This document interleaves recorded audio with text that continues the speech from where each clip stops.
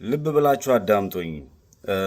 በተለይ ሶሻል ሚዲያ ላይ ያላችሁ ሰዎች እኔ አንድ የባህር ዳር ዩኒቨርሲቲ የሎ ዲፓርትመንት አስተማሪ የነበረ ተሾመ የሚባል ቦሌ መድኃኔዓለም አካባቢ ገና ልጆኜ ነው የማውቀው ተሾመ ማለት ነው።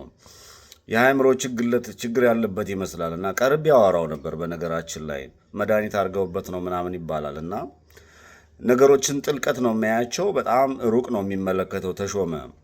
ተሾመ እኔ ቦሌ መድኃኔዓለም አካባቢ ያለውን የተሾመንና ጋሽ ትንግርቱን የማያቅ የለም እና ሁለቱም በእድሜ ትንሽ በሆንም ተላልኪያቸው የሚፈልጉትን አድርጌላቸው ነው ያደግኩት።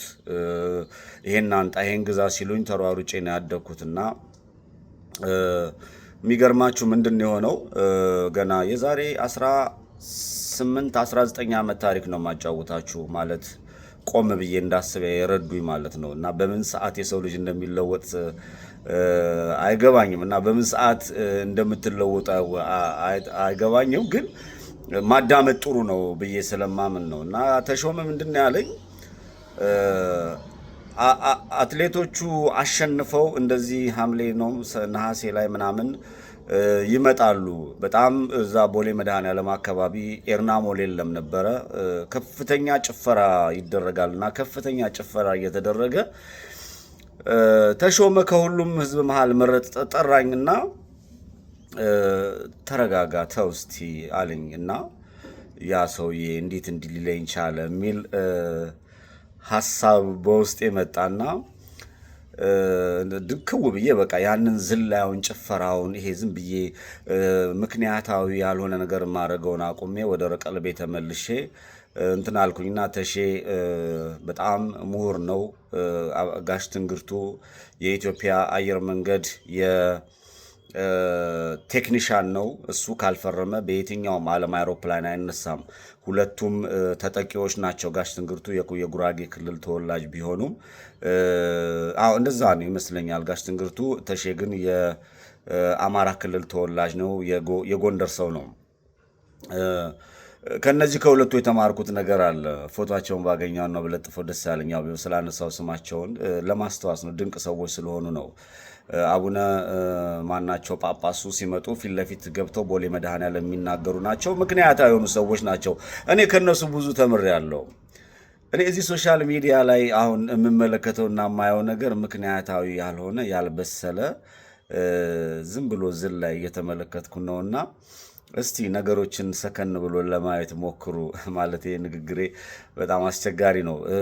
ነገሮችን ሰከን ብላችሁ ለማየት ብትሞክሩ ምን እየሆነ ነው ይሄ ከግሩፕ ከዝላይ ምናምን። ይሄን ያነሳውበት ለምንድን ነው? ፍራኦል ኢቴቻ የሚባል የኢትዮጵያን ሕዝብ ረዳለው የሚል በአሜሪካ ሀገር የሚኖር ከፍተኛ ገንዘብ የሚልክ አንድ ግለሰብ አለ። በዚህ በተመሳሳይ ኢትዮጵያ ውስጥ ማስተር አብነት የሚባል አንድ ይሄንን ገንዘብ የሚያስተላልፍ ከኢትዮጵያኖች ገንዘብ የሚሰበስብ አንድ ወጣት ልጅ አለ። እኔ ከመርዳታቸው ጋር ችግር የለብኝም። የኢትዮጵያ ሕዝብ ለሚረዳ የሚል ነገር ቅናትም፣ ምቀኝነትም፣ ክፋትም ተንኮልም የለኝም። በህዝብ ግን የሚበዘበዝና ለተዋለለት ዓላማ የማይውል ከሆነ በዛ ህዝብ ችግር ግለሰቦች የሚጠቀሙ ከሆነ ያን ህዝብ መጠቀሚያ አድርገው ራሳቸውን ገጽታ ለመገንባት የራሳቸውን ሀብትና ንብረት ለማፍራት የሚሄዱ አካላቶች ካሉ ያኔ ጥያቄ መጠየቅ ጀምራለሁ። የህዝቤ ጉዳይ የኔ ጉዳይ ነው። በየትኛውም አካባቢ በኢትዮጵያ ውስጥ ያለ ህዝብ ማንም እንዲራብ ማንም መጠቀሚያ እንዲሆን አልፈልግም። እንደዚህ አይነት ግለሰቦችን አንስተ ስትቃወም ለምሳሌ እኔ አሁን ከትንሽ አሳዎች ጋር ብዙ እንትን ማለት አልፈልግም። ችግሩ ጥልቅ ስለሆነ ጥቃቅን አሳዎች አሉ። ለምሳሌ እነ ሚኪ ሀቢባ ምናምን የሚባሉ ለማደግ ወደ ሻርክ ለመሆን የሚያስቡ ከሻርኮቹ ጋር ግን ጸብ ጀምሬያለሁ። ፍላወር ኢቴቻ እና ማስተር አብነት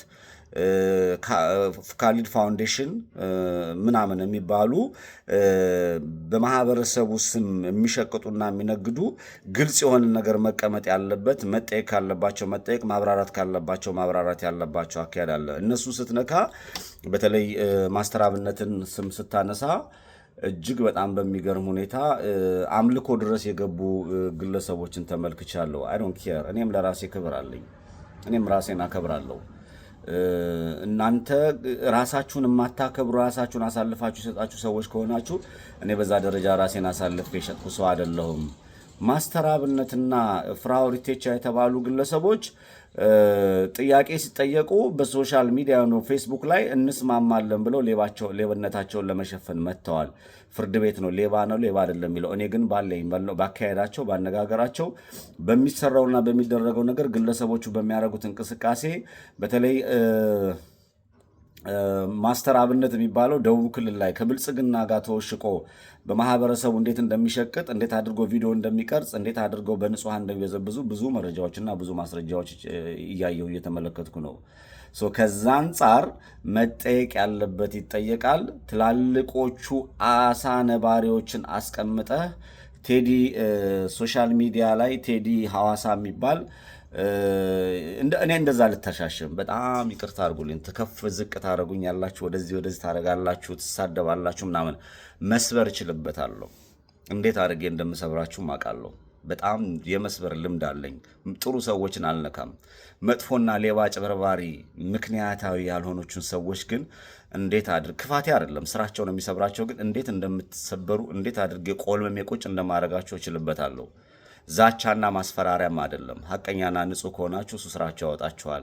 ከዛ ውጭ ግን ፍራኦል ኢቴቻ የተባለ አሳ ነባሪ፣ ማስተር አብነት የተባሉ አሳ ነባሪዎች ደግፋችሁ የምትዘሉ ሰዎች ካላችሁ፣ ጭፍን ድጋፍ ያላችሁ ካላችሁ ልክ እንደ ሎ አስተማሪው ተሼ ምንድነው የምላቸው? ተረጋጉ። ሁሉም ነገር ግልጽ ይወጣል። ሁሉም ነገር እነጋገራለን። የማህበረሰብ የመበዝበዝ ያሳስበኛል። ጉዳዩን ግን ጥልቅ ማየት እንዳለብን ይሰማኛል። ከአሳ ነባሪዎች ጋር መጸቤ